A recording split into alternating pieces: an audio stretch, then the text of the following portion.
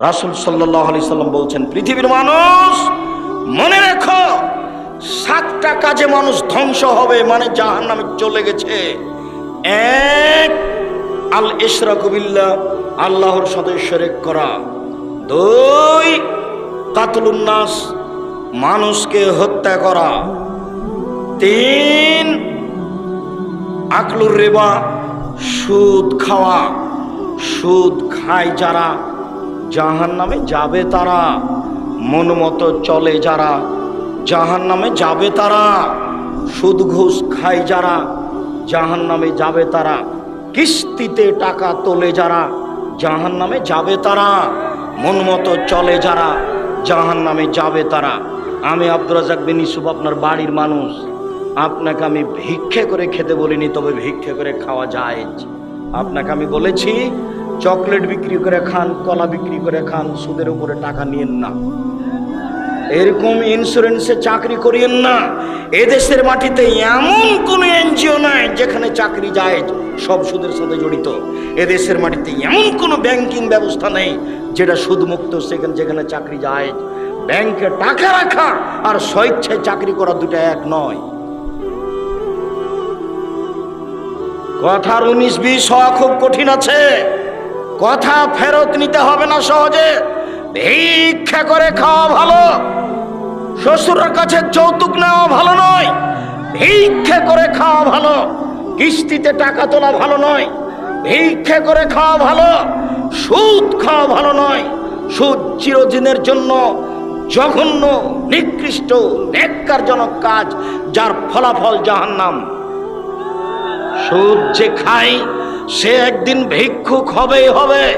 যে সুদ খায় তাকে একদিন না একদিন ভিক্ষুক হতেই হবে।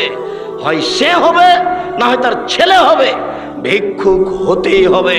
সুদের পরিণাম নিঃস্ব। সম্মানিত দ্বীনি ভাই বোন, রাসূল সাল্লাল্লাহু আলাইহি সাল্লাম বলেন 7টি কাজে মানুষ ধ্বংস হবে, জাহান্নামে যাবে। তার 3 নাম্বার হলো সুদ খাওয়া। 4 নম্বর হচ্ছে আকলু মালিল ইয়াতীম, এতিমের মাল খেয়ে নেওয়া। 5 নম্বর হচ্ছে আত-তাওয়াল্লি আনিস জাহাদ, যুদ্ধের মাঠ থেকে পালিয়ে যাওয়া। 6 নম্বর হচ্ছে কাজফুল মুহসানাতিল মুমিনাতিল গাফিলাত, ভালো মানুষের উপরে অপবাদ দেওয়া, ভালো মহিলার উপরে অপবাদ দেওয়া। দলীয় কৌশলে, দলীয় ক্ষমতায় দাঙ্গাবাজি করে, ক্ষমতা দেখিয়ে, দাপট দেখিয়ে, স্বৈরাচারী, স্বেচ্ছাচারী, বদমেজাজি দলীয় দাপট দিয়ে একটা নিঃস্ব মানুষের উপরে বদনাম চাপিয়ে তাকে জাতির সামনে অপমান করেছে। বেটা, ক্ষমতা দেখে কয়দিন বাঁচতে চাও তুমি? ফেরাউন ডুবে গেছে।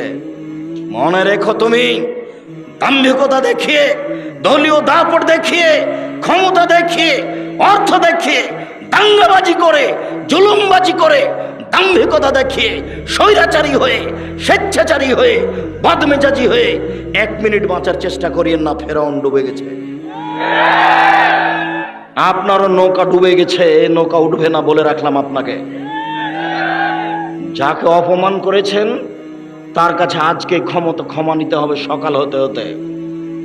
তাছাড়া আপনার নৌকা ডুবে গেছে, তাহাজ্জুদ দিয়ে টিকতে পারবেন না, হজ দিয়ে টিকতে পারবেন না, কোন পথ দিয়ে টিকতে পারবে না।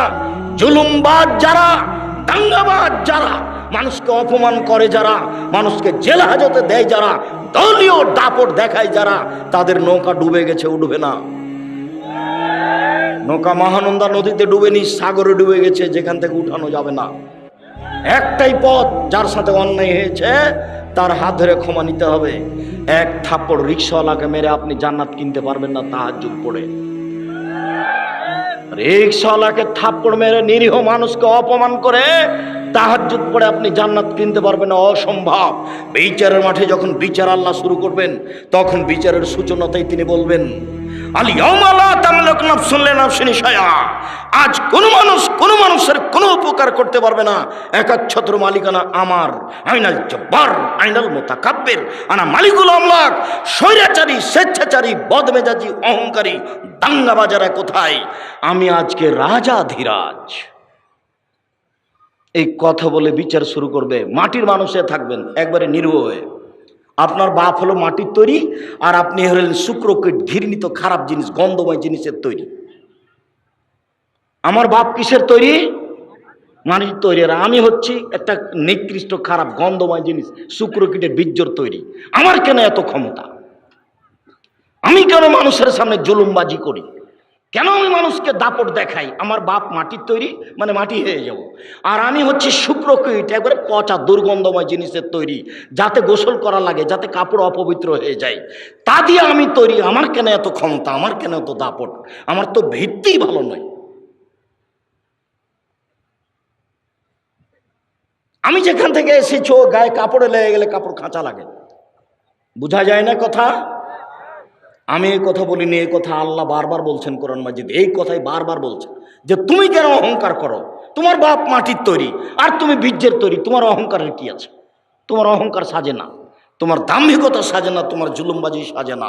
সম্মানিত দিনী ভাই বোন, জাহান নামের জন্য অপেক্ষা করিয়েন না। পৃথিবীর 3 শ্রেণীর মানুষ জাহান নামে যাবেই। 3 শ্রেণীর মানুষ জাহান নামে যাবে। এক, মদমেনুল খামর, যারা নিয়মিত বিড়ি, তামাক, জর্দা, সিগারেট, গুল, নেশাদার দ্রব্য খায়, পান করে, তারা জাহান নামে যাবে। আজ থেকে এই সারা চাঁপাইনবাবগঞ্জে, এই দেবীনগর থেকে নিয়ে, সুন্দরপুর থেকে নিয়ে, আপনার যত আছে, টিকলির চর থেকে নিয়ে, নমপট থেকে নিয়ে যত এলাকা আছে, সব এলাকাতে আর কোনোদিন বিড়ি সিগারেট বিক্রি হবে না। সেদিন যেমন বলে গেছি যে ডুলি বিবি শব্দটাতে পেশাব করে দিয়ে উঠো, মানে ডুলি বিবি শব্দ আর কোনোদিন ব্যবহার করব না। 20-30 বছর পরে কেউ যদি বলে ডুলি বিবি, তখন আর একজন বলবে ডুলি বিবি কি গো?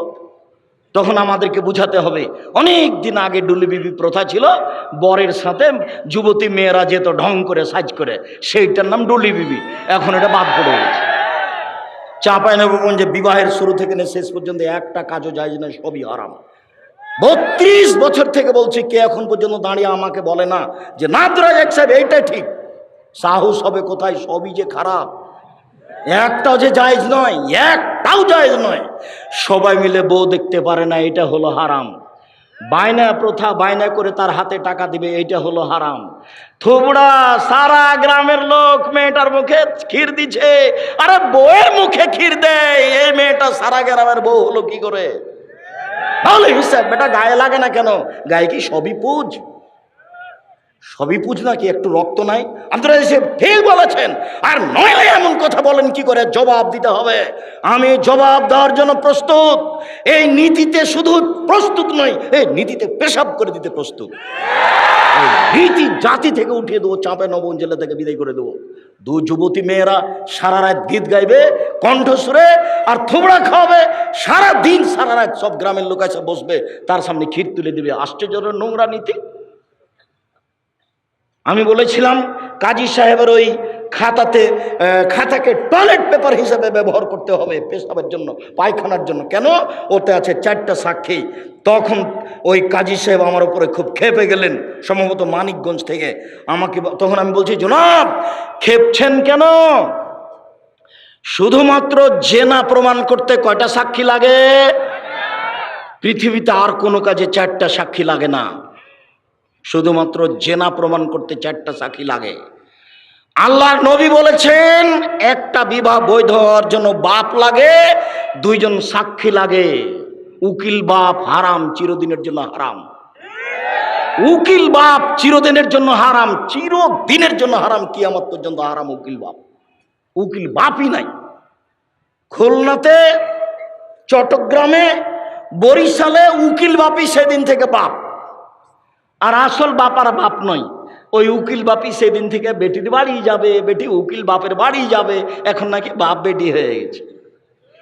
চাঁপাইনবাবগঞ্জের মতন গ্রামের সবাই নাকি চাচা, তো কার সাথে পর্দা করবে? গেওরা গ্রামের সবাই নাকি ভাই, তো কার সাথে পর্দা করবে? তাই পর্দা করার কেউ নাই। এখন এর বাড়ি ও যায়, ওর বাড়ি এ আসে। সালাম তো ভুলে গেছে, বলে আব্দুর রাজ্জাক আছো গো, এ বলে ঢুকে যাচ্ছে। অথচ এ বলে ঢোকা হারাম। আসসালামু আলাইকুম, দরজায় গিয়ে সালাম দিতে লজ্জা পাই। শতকরা 1099 জন লোক লজ্জা পায় আমার সামনে যারা বসে আছে।